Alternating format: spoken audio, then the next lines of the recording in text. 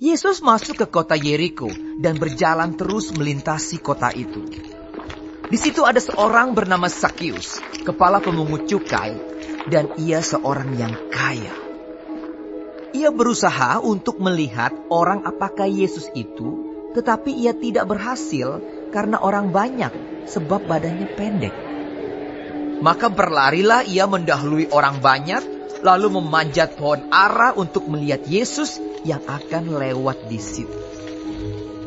Ketika Yesus sampai ke tempat itu, ia melihat ke atas dan berkata, "Zakeus, segeralah turun, sebab hari ini aku harus menumpang di rumahmu."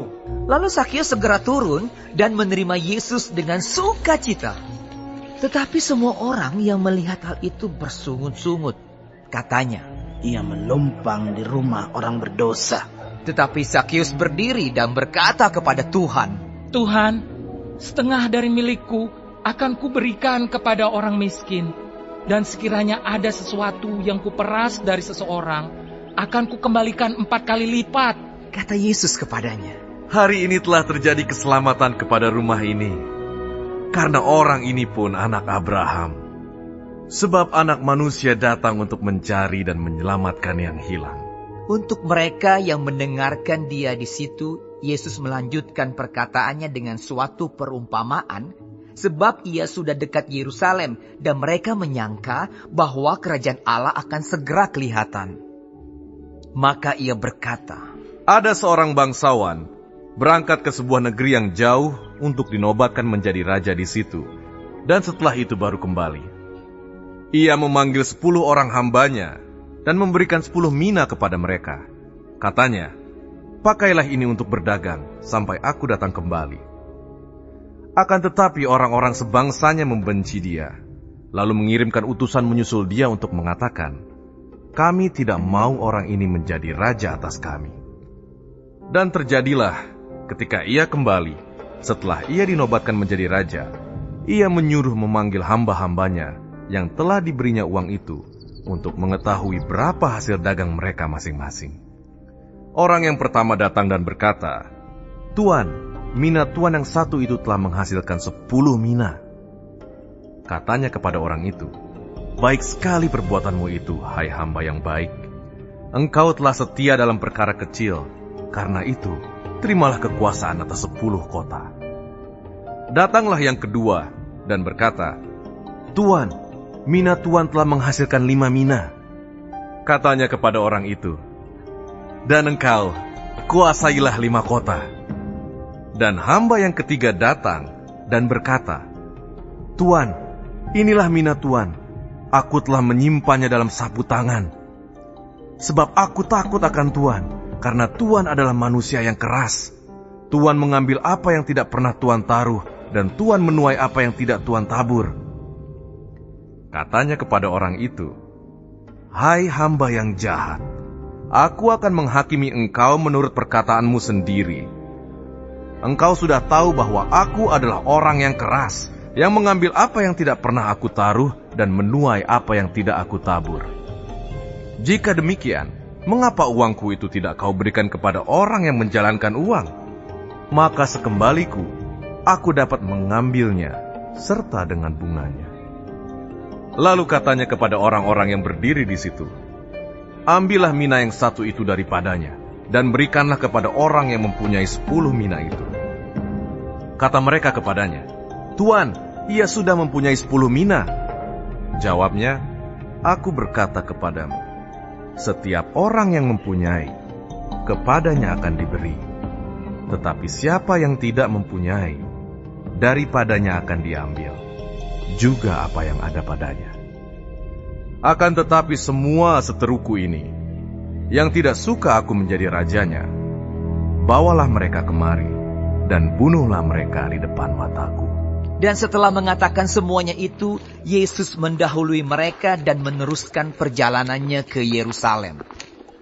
Ketika ia telah dekat Betfage dan Betania, yang terletak di gunung yang bernama Bukit Zaitun, Yesus menyuruh 2 orang muridnya dengan pesan, "Pergilah ke kampung yang di depanmu itu.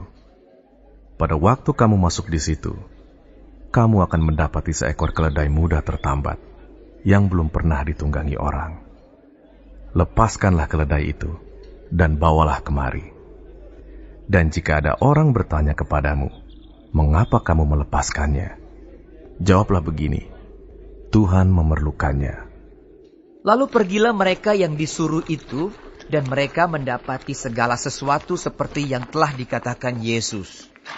Ketika mereka melepaskan keledai itu, berkatalah orang yang empunya keledai itu, "Mengapa kamu melepaskan keledai itu?" Kata mereka, Tuhan memerlukannya. mereka membawa keledai itu kepada Yesus, lalu mengalasinya dengan pakaian mereka dan menolong Yesus naik ke atasnya. Dan sementara Yesus mengendarai keledai itu, mereka menghamparkan pakaiannya di jalan. Ketika ia dekat Yerusalem, di tempat jalan menurun dari Bukit Zaitun, mulailah semua murid yang mengiringi dia bergembira dan memuji Allah dengan suara nyaring oleh karena segala mujizat yang telah mereka lihat. Kata mereka, "Diberkatilah dia yang datang sebagai Raja dalam nama Tuhan. Damai sejahtera di sorga dan kemuliaan di tempat yang maha tinggi." Beberapa orang Farisi yang turut dengan orang banyak itu berkata kepada Yesus. Guru, tegurlah murid-muridmu itu. Jawabnya, Aku berkata kepadamu, jika mereka ini diam, maka batu ini akan berteriak. dan ketika Yesus telah dekat dan melihat kota itu, ia menangisinya, katanya, Wahai betapa baiknya, jika pada hari ini juga engkau mengerti apa yang perlu untuk damai sejahteramu. Tetapi sekarang hal itu tersembunyi bagi matamu. Sebab akan datang harinya bahwa musuhmu akan mengelilingi engkau dengan kubu, lalu mengepung engkau dan menghimpit engkau dari segala jurusan. Dan mereka akan membinasakan engkau beserta dengan pendudukmu. Dan pada tembokmu, mereka tidak akan membiarkan satu batu pun tinggal terletak di atas batu yang lain. Karena engkau tidak mengetahui saat bila mana Allah melawat engkau. Lalu Yesus masuk ke bait Allah dan mulailah ia mengusir semua pedagang di situ. Katanya kepada mereka, Ada tertulis, rumahku adalah rumah doa, tetapi kamu menjadikannya sarang penyamun. tiap-tiap hari ia mengajar di dalam bait Allah. Imam-imam kepala dan ahli-ahli Taurat serta orang-orang terkemuka dari bangsa Israel berusaha untuk membinasakan dia. Tetapi mereka tidak tahu bagaimana harus melakukannya, sebab seluruh rakyat terpikat kepadanya dan ingin mendengarkan dia.